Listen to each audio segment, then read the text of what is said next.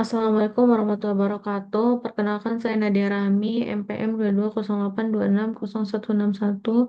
Izin mempresentasikan materi eh, semester antara blok CMH mengenai cell cycle atau siklus sel.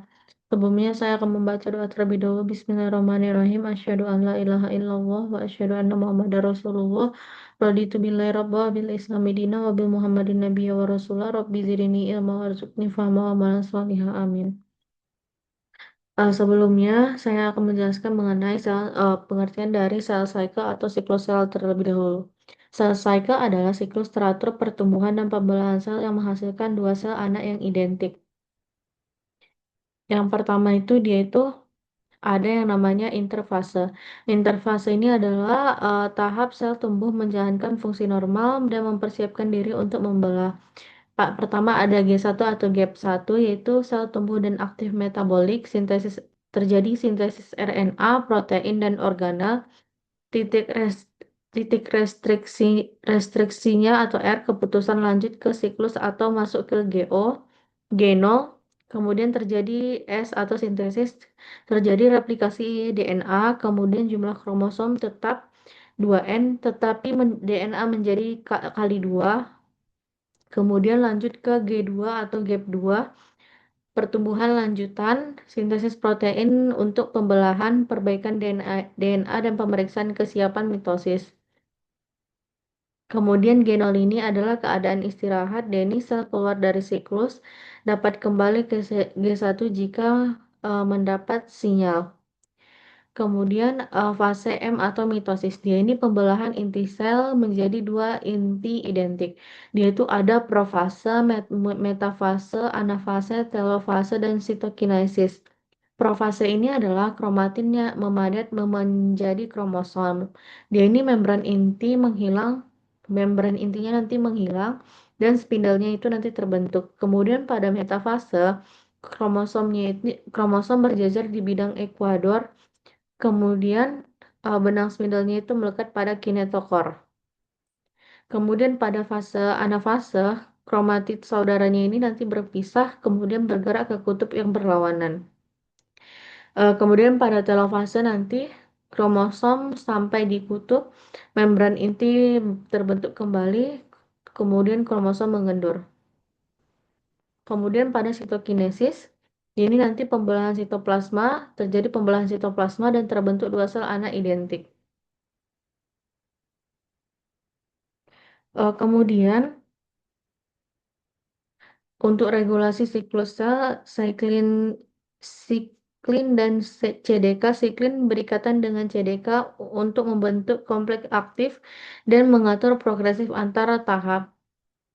G1S, G1S checkpoint atau R point, dia ini ukuran sel, nutrisi dan faktor pertumbuhan.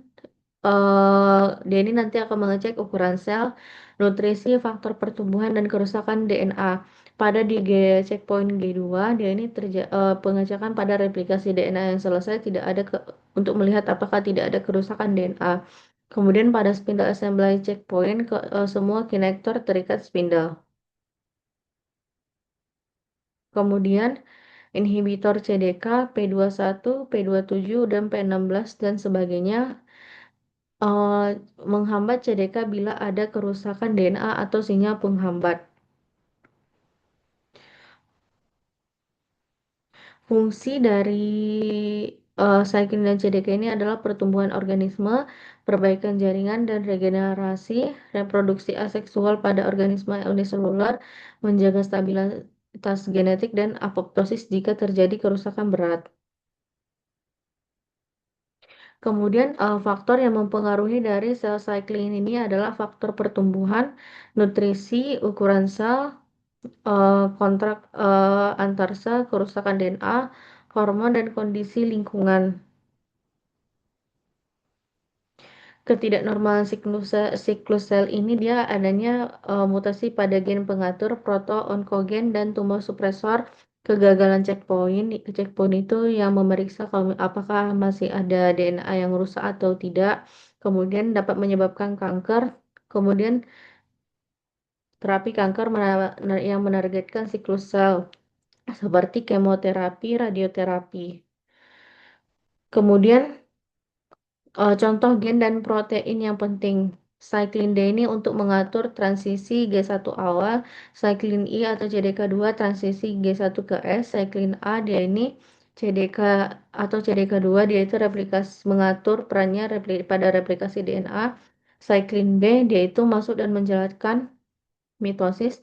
P53 dia itu respon kerusakan DNA menghentikan siklus atau apoptosis retinoblastoma. Dia ini menghambat E2F mencegah masuk SPF, SPES E2F mengaktifkan gen fase S.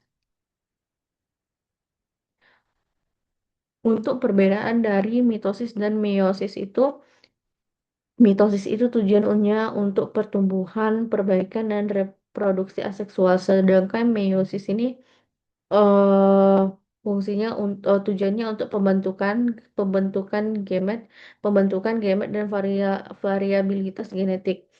Mitosis itu jumlahnya satu kali, meiosis itu dua kali. Hasilnya itu pada mitosis dua sel anak diploid identik, pada meiosis hasilnya empat. Pada mitosis sinaps dan crossing overnya itu tidak ada, pada meiosis sinapsis dan crossing overnya itu ada. Baik, itu hanya itu yang bisa saya sampaikan. Terima kasih. Assalamualaikum warahmatullahi wabarakatuh.